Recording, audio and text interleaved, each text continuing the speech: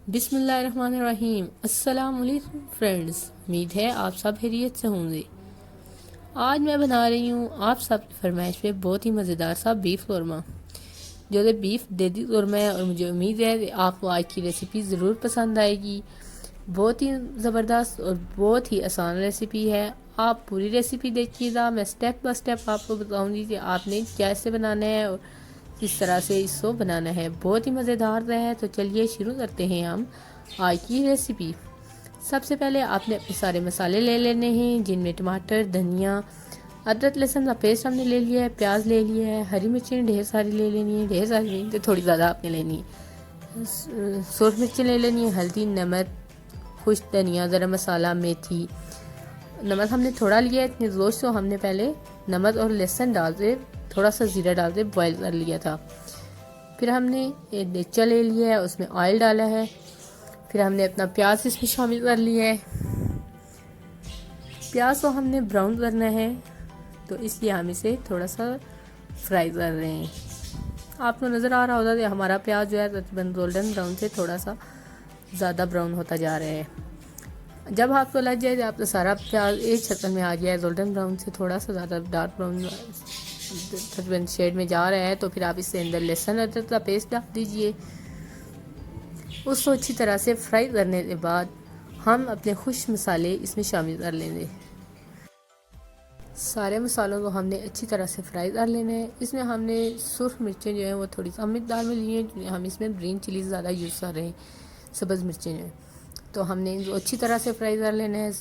जो खुश्क मसाले हमने डाले हैं, मिर्चें, हल्दी वगैरह, गरम मसाला, खुश्क धनिया, इन सब को हमने अच्छी तरह से फ्राई करना है।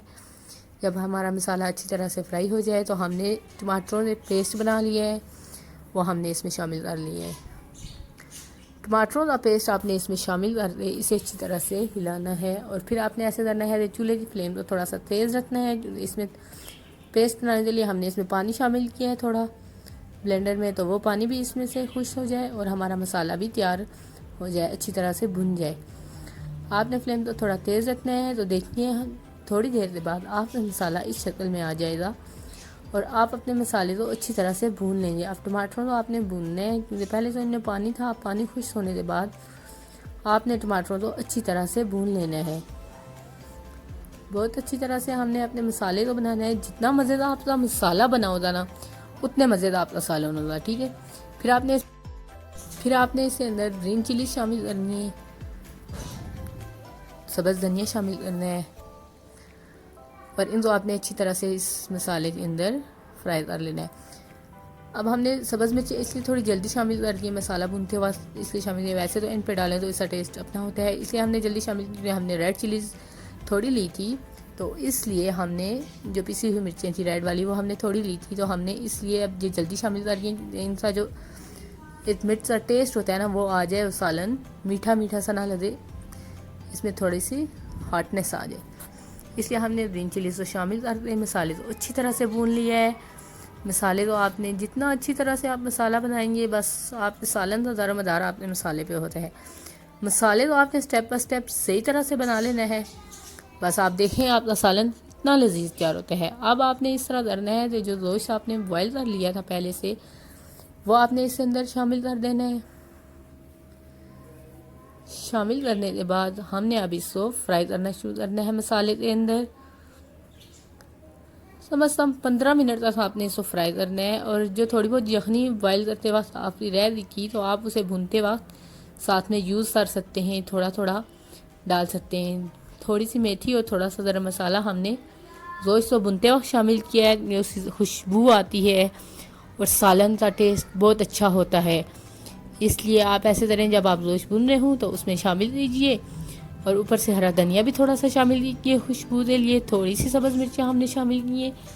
और इस चीज़ें, हर चीज़ से ना एक स्टेप होता है। आप हर चीज़ को अगर हम पहले शामिल कर देते तो उसका टेस्ट और हो जाता था, अगर हम एंड में शामिल कर रहे हैं तो उसका टेस्ट और होता। थोड़ा सा हमने यखनी डाल के फिर इसको भूनना शुरू किया है। इसको तकरीबन आपने 15 मिनट तक अच्छी तरह से भून लेना है। जब भुन जाए अच्छी तरह से, तो आपने इस तरह करना है कि इसके अंदर आपने 1 कप पानी शामिल करना है। और पानी शामिल करने के बाद आप नीम गर्म पानी आपने शामिल करना है इसमें, और इसे तकरीबन 10 मिनट के लिए दम वाली आंच पे छोड़ देना है। देखिए जब सालन से ऊपर ऑयल आना शुरू हो जाए तो आपका सालन बिल्कुल तैयार है। हमारा सालन तैयार हो गया है, बहुत ही मज़ेदार देसी बीफ शोरमा हमारा तैयार हुआ है। उम्मीद है आपको आज की रेसिपी ज़रूर पसंद आएगी। प्लीज़ वीडियो को लाइक और चैनल को सब्सक्राइब कर दीजिए।